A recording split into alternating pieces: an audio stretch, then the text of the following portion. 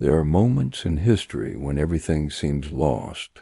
Cities fall, kingdoms collapse, dreams disappear. For the people of Israel, that moment came when Jerusalem was destroyed. The walls were broken. The temple, the sacred place where heaven and earth were believed to meet, was burned to the ground.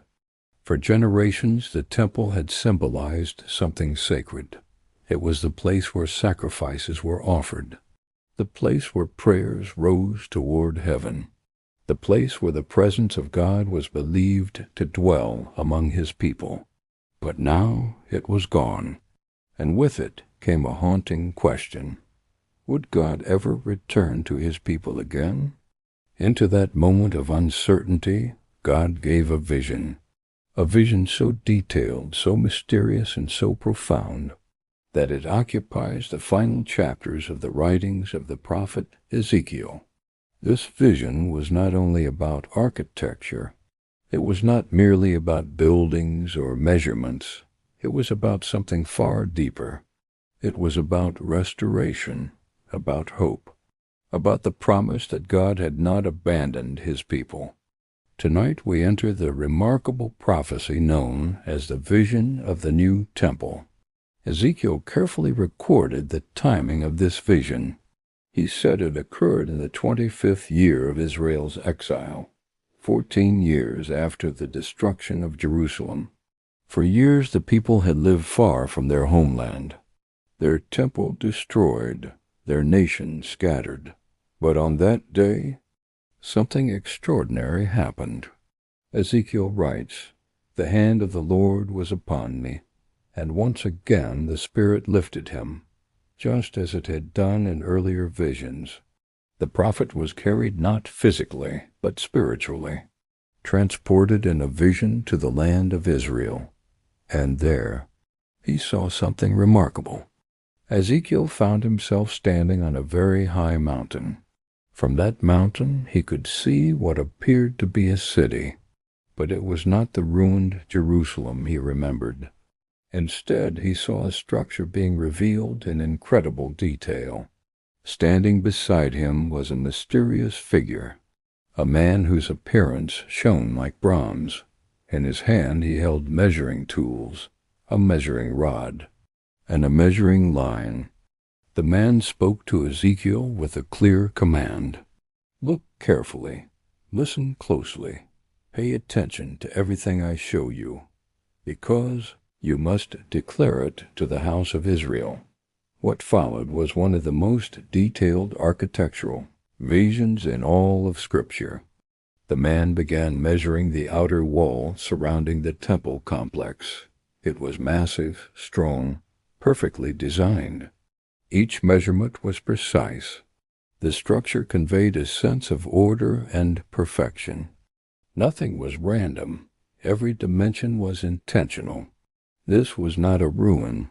It was a restoration, a symbol of divine design. The walls served a purpose.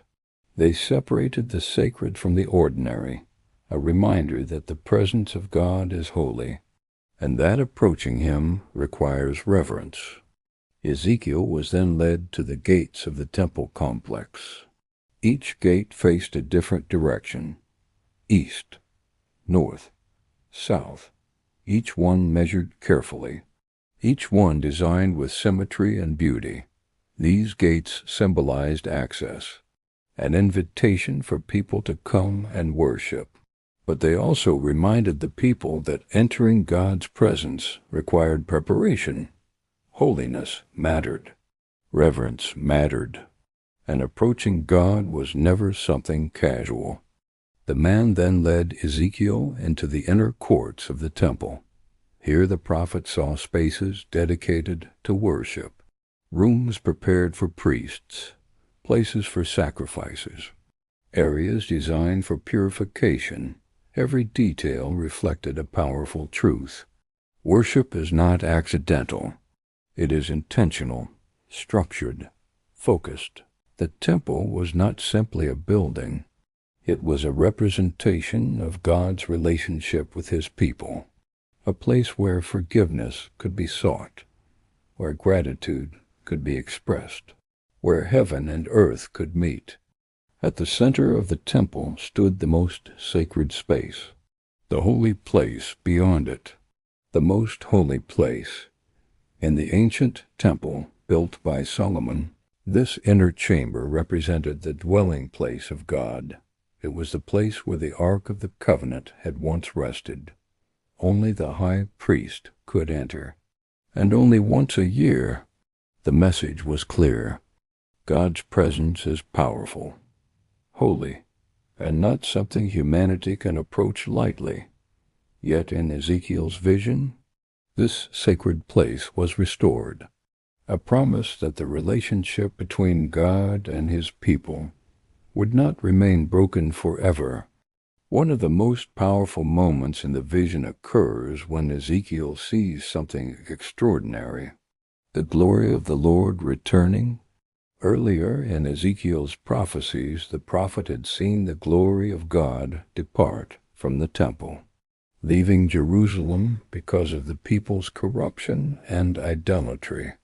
But now the glory returns.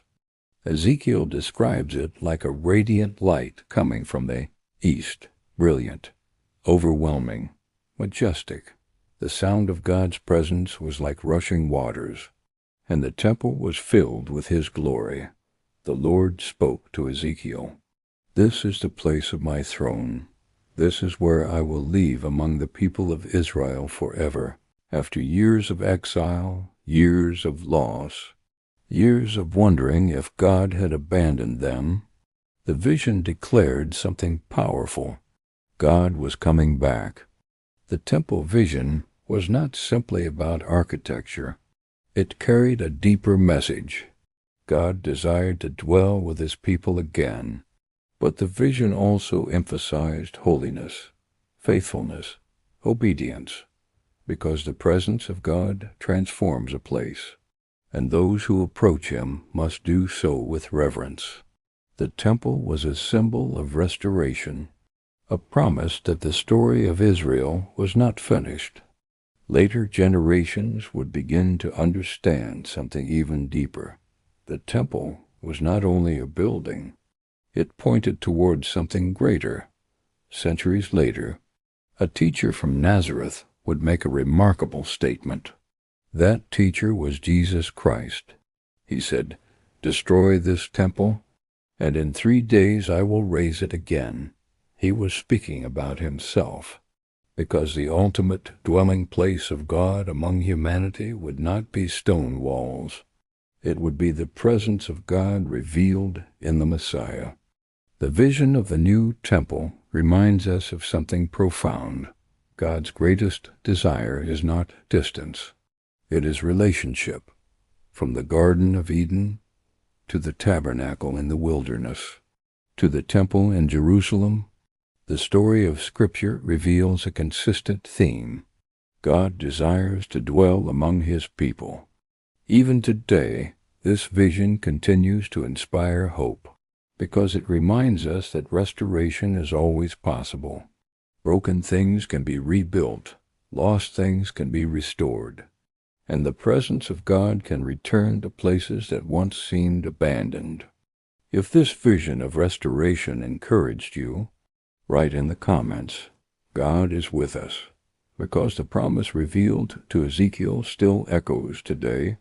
The God who once filled the temple with glory still desires to dwell among his people.